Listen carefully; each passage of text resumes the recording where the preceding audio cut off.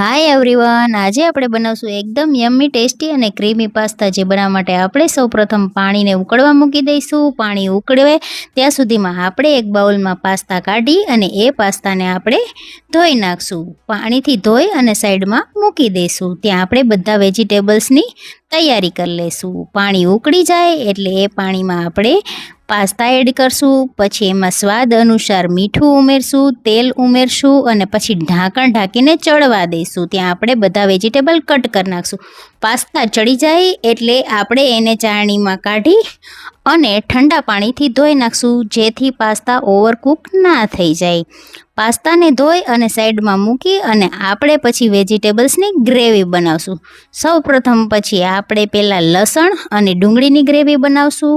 એ થઈ જાય પછી આપણે ટમેટાની ગ્રેવી બનાવશું। બંને ગ્રેવી તૈયાર થઈ જાય એટલે આપણે એક નોનસ્ટિક પેનમાં તેલ અને બટર લઈ લઈશું।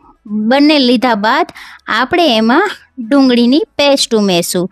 ડુંગળી સતળાઈ જાય ત્યારબાદ આપણે એમાં ટમેટાની પેસ્ટ એડ કરીશું। ટમેટાની પેસ્ટ ચડી જાય ત્યારબાદ આપણે એમાં બધા મસાલા અને સોસીસ એડ કરશું। પહેલાં આપણે એમાં એડ કરશું pasta sauce. Pasta sauce add કર્યા બાદ આપણે એમાં નાખશું પાસ્તા। પછી બધું જ વ્યવસ્થિત હલાવી અને આપણે એમાં નાખશું મરી પાવડર, ચીલી ફ્લેક્સ અને ઓરેગાનો પાવડર।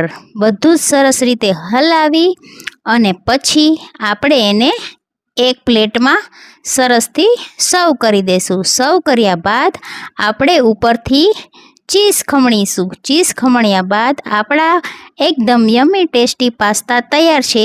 તો પછી મળીએ આપણે નેક્સ્ટ વ્લોગમાં। Bye bye.